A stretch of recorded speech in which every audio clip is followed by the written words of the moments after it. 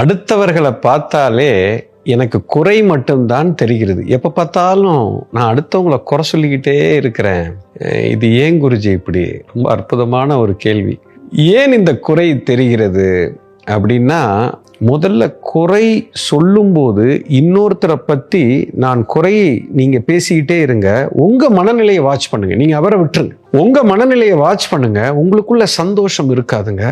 உங்களுக்குள்ள பெரிய ஆனந்தம் இருக்காது. உங்களுக்குள்ள உயிர் சக்தி சுருங்கி போகும். ஸோ யாரை பார்த்தாலும் ஏதோ ஒரு குறை இருக்கும். முடிஞ்சா அதை சரி பண்ண பாருங்க.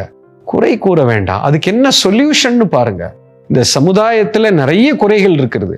ஒண்ணு இதை நம்ம குறை சொல்லிக்கிட்டே இருக்கலாம், இல்ல அதுக்கு என்ன சொல்யூஷன் பார்த்து அந்த சொல்யூஷனை என்னால செய்ய முடியுமா அப்படின்னு பார்க்கலாம்.